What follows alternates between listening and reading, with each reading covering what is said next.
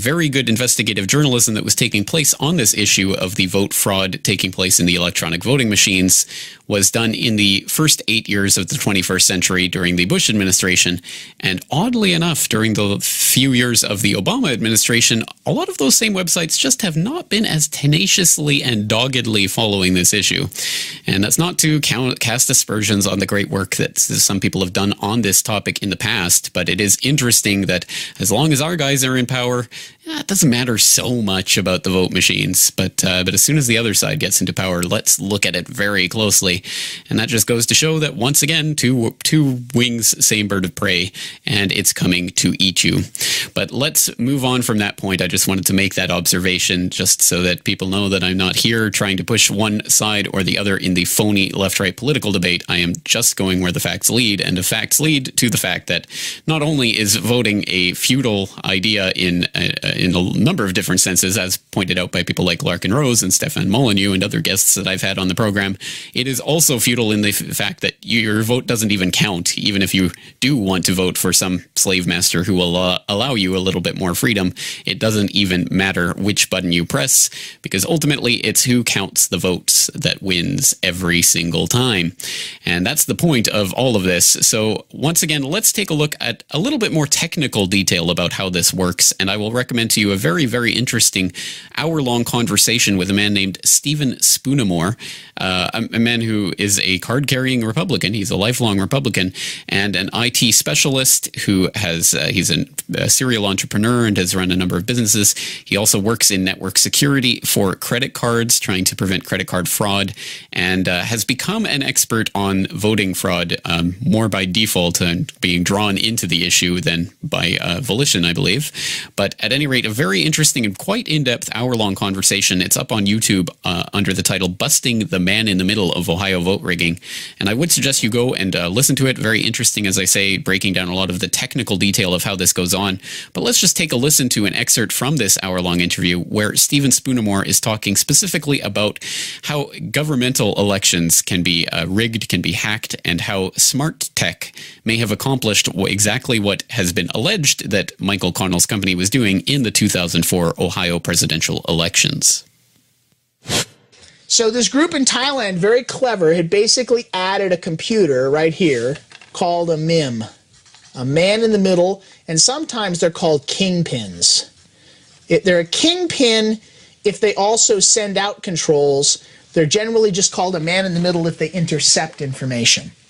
Now what happened is they had all of Phuket, where all these people are vacationing, all this information was coming in, and they were basically watching for things that were not cards that they didn't want and not phone calls.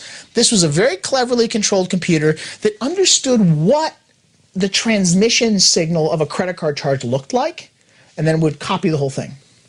And then what they would do is every single card that they wanted, they'd add $100 in charge to a casino, get the chips, and then cash the chips out. So then you come back from your vacation, you know, Mrs. Smith has come back to Long Island, and she gets the bill, and she goes to Mr. Smith and says, "What night did you spend $100 at the casino?" And he goes, "I didn't spend $100 at the casino. You must have spent $100 at the casino. Remember this?" She goes, "I didn't spend $100, I spent $20, and my $20 charge is here." So then it becomes a question, do Mr. and Mrs. Smith want to call anyone and fight about $100 that they had on vacation that neither of them are really sure if they spent it or not? It was a very clever gang, and they were doing it to 50, 60, 70, 80 cards a day. Right? That's a MIM. Now, let's say instead of wanting to intercept credit card charges, I wanted to change a vote.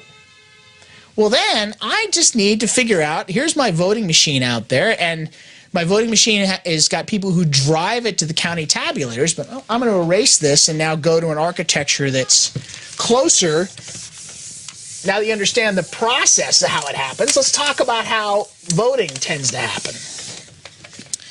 So we've got all these voting machines out here. This is my polling place, and then the voting machines generally have a human being, not always, but a human being takes them apart and gets a bucket of memory cards, basically. These are my memory cards. And then they physically drive to the county tabulator, and there's basically a series of computers involved now.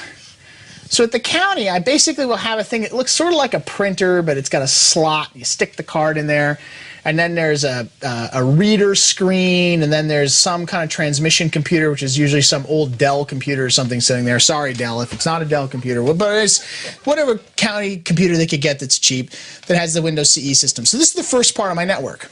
And what they do is they put that in, and it reads the thing, and we look at the results, and then it adds it to the total tabulation. Then what happens is it transmits, again, through a local switch into a PBX, into an opto switch, through the optical switch up here, and then back out into a PBX, and back out into a another Dell computer that's at the Secretary of State's office. That's the final state tabulation. That's how it happens. Now the question becomes, where would you want the MIM? And back now we're going to go specifically October 2004 Ohio. What I have asserted, and if people think I'm wrong, great, we'll go to discovery. And as I've repeatedly said, if I'm wrong, in my job, I'm wrong 15, 20% of the time. Great, I was wrong. I didn't figure out where the thieves were. I admit it. We move on, we fix it. I'm right about 80% of the time, which is why a lot of companies hire me. What it looks like to me happened, and I said this, was that somebody had installed a kingpin, which was taking not just, and now we'll go ahead and change colors here, see if my red pen works today. They were taking a kingpin, and I suggested the kingpin had to be out there.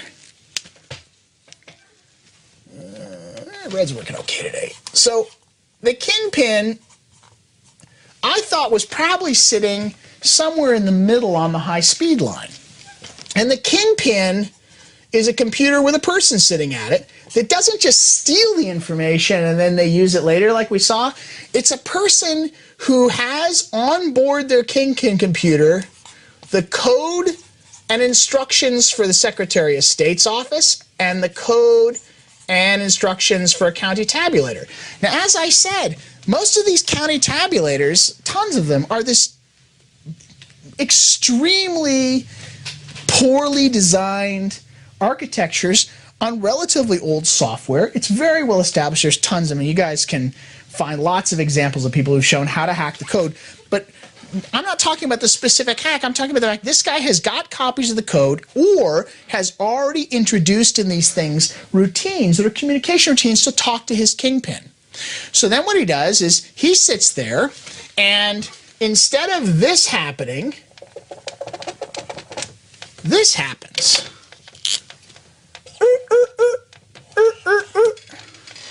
And in addition to that data flow going through there, the control information in red to go back to these can be driven as well. So now what happens is county tabulates everything up, is constantly talking back and forth saying, I've got 10% of my vote. And the kingpin says, wonderful, what's the total? Now, you think you're talking to the Secretary of State, but you're not. You're talking to the kingpin. And then you say, it's this, and the kingpin says, okay, great. And then it passes out to the Secretary of State. So the kingpin doesn't have to make itself seen. It can choose to pass everything through until it decides to say, now I've got a problem. You know, so at 9 o'clock in the evening, Kerry's leading in Ohio. And the kingpin is watching these results go through, and this operator is sitting here at a company called Smart Tech Solutions. We now know.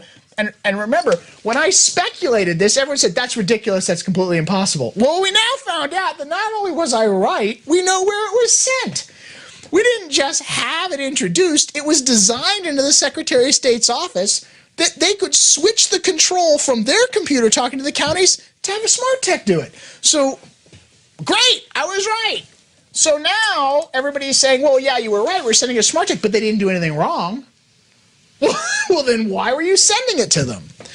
So these guys at Smart Tech, they're now looking at the things going by, and they finally make a decision. We need more Bush votes. So what they started doing was, in counties where they already knew that it was a Republican county coordinator, they already knew they were going to win the county, they started padding the vote to cover the differences in the place that had been too dangerous, and they would have gotten caught had they done it.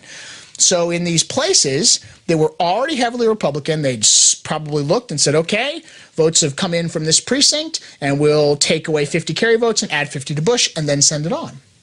And then what's great is we'll then send back to the tabulator and change the tabulator level too, which is very simple to do. If you've ever called up the customer service help desk and all of a sudden watched them changing something inside your computer, go, oh my gosh, how are they doing that? Well, it's because they have the ability to do it if you have the code of what's at both end, which we know the guys at SmartTech had. So that's how I have repeatedly, first I speculated that's what it was, and then it was discovered in fact that this actual centerpiece existed, and then we found out who owned it, and then we also found out it's also doing Karl Rove's email. Like, that's brilliant. I mean, it's like, I'm humbled that that was that obvious. So, and of course now we'll find out as the case moves along whether or not anyone wants to do anything about it. But, you know, when you're working on a criminal case, and I've worked on tons of criminal cases, do the criminals have the means? Do they have a method? Do they have the motivation? Well, motivation, I want to steal the presidency because it's really powerful position. Got it. Do I have the method? Well, this was the method I speculated existed when it happened, and everyone said I was out of my mind. Well, we now have all the documentation to prove, yes, actually, the method was set up.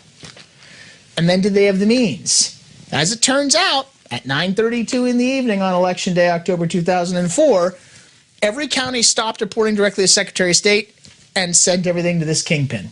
And the kingpin then decided what was sent in each direction. Bang.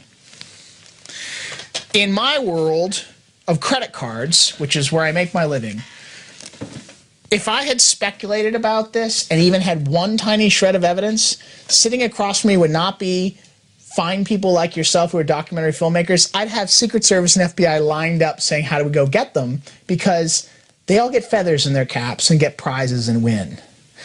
Instead, there seems to be a deafening silence from the Department of Justice on these issues. But they're busy. They're very busy. They're hunting down all kinds of child pornographers. And I mean, there's a lot of other people out there that are bad people. So this is just a low priority. I mean, it's just a democracy, so it's not particularly high priority. Well, all of this is highly interesting and highly suspicious and obviously deserves quite a bit of investigation. But let's tie this back into the main